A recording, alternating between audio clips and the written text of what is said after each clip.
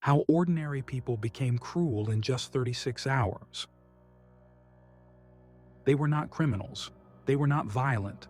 They were not people with a history of cruelty. They were students, young, ordinary, familiar. People who laughed with their friends, studied for exams, made plans for the future. People like us.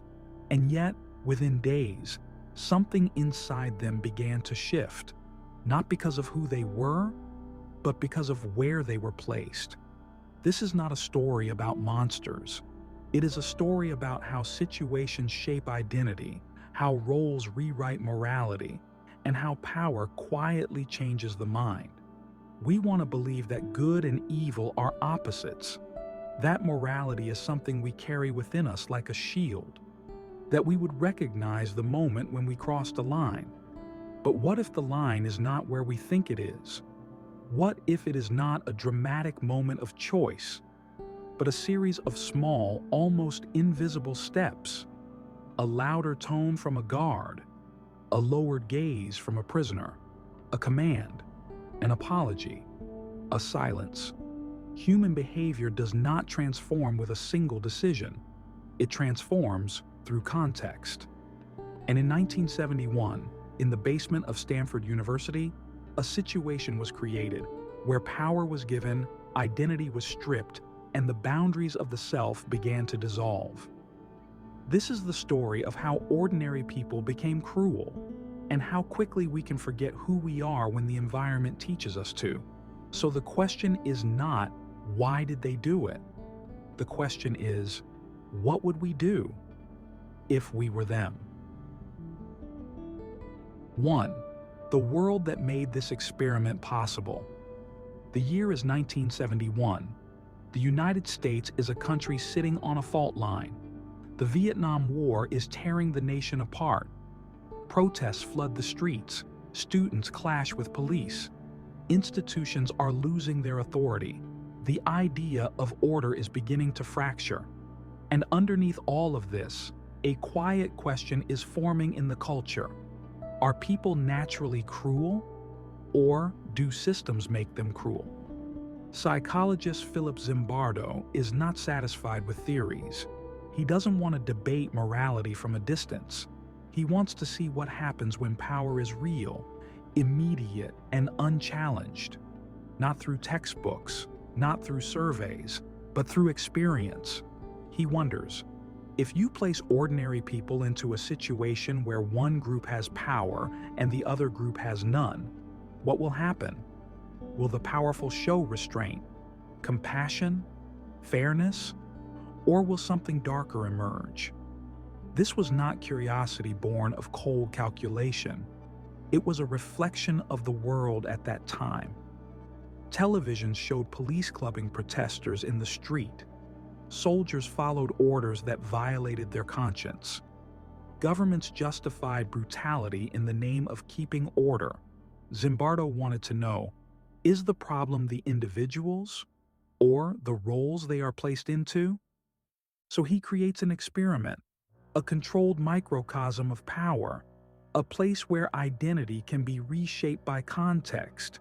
And he does not choose criminals or soldiers or violent men. He chooses students, balanced, healthy, psychologically stable. Because the question is not, what makes bad people do bad things? The question is, how quickly can ordinary people adapt to a system where cruelty is allowed? The answer, as the world would soon learn, was much faster than anyone expected. 2. The selection of the normal. Zimbardo places an advertisement. Volunteers are told only that this is a study about prison life. Nothing is said about stress. Nothing is said about psychological pressure. Nothing is said about identity. More than 70 students respond. They are interviewed, tested, screened for mental health, evaluated for emotional stability and maturity. No criminals. No troubled backgrounds. No history of aggression. Only those who seem the most ordinary are chosen. From this pool, 24 young men remain, Students studying biology, engineering, literature, politics, people with part-time jobs and weekend hobbies, people who call their parents, people with futures and ambitions, not actors, not subjects, human beings. These 24 will be divided into two groups, prisoners and guards. And here is the part many people misunderstand. There was no psychological difference between the two groups before the experiment began. No one was more dominant. No one was more submissive. No one was born to control or born to obey. The roles were random, which means the cruelty that emerged later did not come from who they were, but from what the situation allowed them to become. The transformation begins before the first day. The shift did not start in the basement. It started in their minds. Guards were given uniforms, batons, and mirrored sunglasses that hid their eyes from others. Uniforms are not just clothing, they are symbols. They separate the individual from the role. The moment you put on a uniform, you are telling yourself and the world, I am no longer just me. The mirrored sunglasses were even more powerful. They removed the possibility of eye contact, and without eye contact, empathy weakens. You cannot feel the humanity of someone whose eyes you cannot see. The prisoners, meanwhile, were stripped of identity. No personal clothing, no personal space, no personal name. Each was given a number to replace it. Names connect us to our sense of self. Numbers reduce us to function, to role. Identity is not only what we believe about ourselves. Identity is also how the environment reflects us back. If the environment tells you you are powerless, the mind begins to agree. If the environment tells you you are in control, the mind begins to believe it. Roles shape behavior, and behavior reinforces roles. What starts as pretending slowly becomes becoming. And so, the guards step into their roles. The prisoners step into theirs. No one has done anything yet. But the transformation has already begun. The prison has not opened, but the self has already started to bend. And once identity shifts, everything else can follow. 3. The first shift. At first, nothing looks dangerous. The guards are awkward. They joke. They try to appear in control, but their voices hesitate as if they're still deciding whether they are really guards or just students wearing a costume. The prisoners, too, are unsure. They laugh nervously. They look at each other for cues on how to behave. The situation feels like a simulation, a strange game with unclear rules. But roles have gravity. They pull on the mind in quiet, invisible ways. All it takes is one moment to start the shift. A guard raises his voice, not much, just slightly louder than before. A prisoner obeys, not dramatically, just a small motion. A step forward, a lowered head, a silence where there should have been a question. And that is enough. Because power does not begin with force. Power begins when obedience is given freely. No one notices this moment, but this is where the experiment truly begins. The guards introduce a ritual, the count. The prisoners are lined up. Their numbers are called. Voices are repeated back, not names, numbers. Prisoner 8612. Prisoner 548. A human being reduced to a label. At first, the guards treat the count like a routine task, but repetition does something to the mind. The more the guards repeat the numbers, the more the numbers feel real. The more the numbers feel real, the less real the person behind them becomes. And when a person becomes less real, empathy begins to fade. Not violently, not intentionally, just quietly. Eventually, a prisoner refuses to follow instructions. A simple act of resistance, not rebellion, just saying no. The room reacts. The prisoner waits. The guards look at him. Everyone watches to see what happens next. This is the psychological breaking point, not of the prisoner, but of the guards. They must now decide, do they enforce the role or do they step out of it? If they choose empathy, the entire system collapses. If they choose authority, the system strengthens. The guard chooses authority. His voice grows firmer. His posture straightens. He is performing, but the performance feels good. The prisoner complies, and in that moment, both roles deepen. The guard learns that authority works. The prisoner learns that resistance has a cost. These are not dramatic moments. There is no shouting, no violence. Only the slow tightening of a psychological net, a net that both sides willingly step into. By the end of the first shift, no one is joking anymore. The prison is not real. Everyone knows this. But the behavior is real, because the mind does not need walls to feel confined. It only needs roles. The masks have begun to attach to the skin.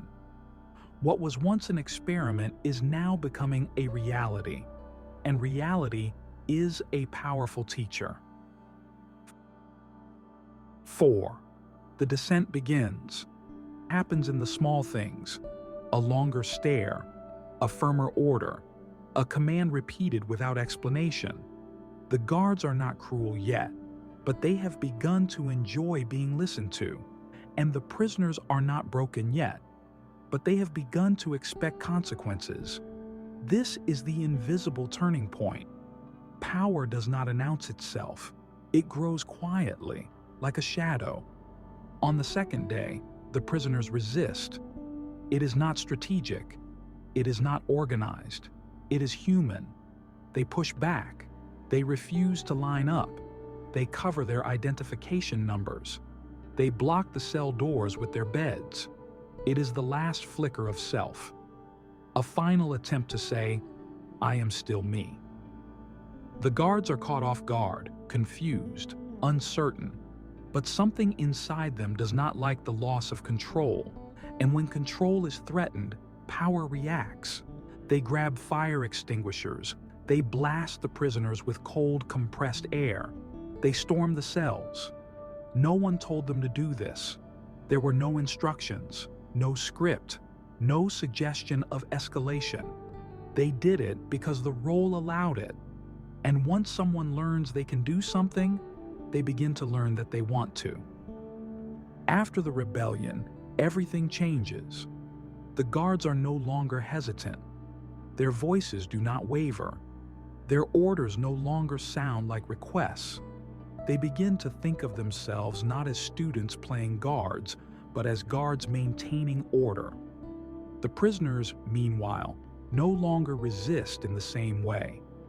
Something has been taken from them, not physically, but psychologically. The feeling of powerlessness is a quiet kind of violence. It does not bruise the skin, it bruises the identity. When you realize you cannot change your situation, you do not fight harder.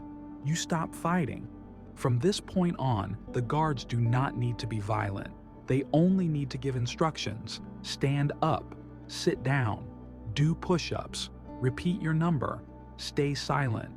Not as punishment, but as proof of authority. And once authority is established, cruelty becomes efficient. It requires no effort. One guard later said, "We did not think we were hurting them. We were just keeping order." But order is a word that can hide many things. Obedience, fear, submission, even abuse. Not because it feels wrong, but because it begins to feel normal. The guards are not celebrating. They are not yelling. They are not becoming monsters. They are becoming ordinary. Routine replaces empathy. Structure replaces reflection. The system replaces the self. And that is the true horror of the experiment. Cruelty does not require anger. It does not require hatred. It does not require malice. Cruelty requires only permission, and permission had now been granted. 5. The psychological mechanism. The experiment was supposed to last 2 weeks. It did not make it past 6 days. The breaking point did not come from violence. It did not come from chaos. It did not come from open conflict.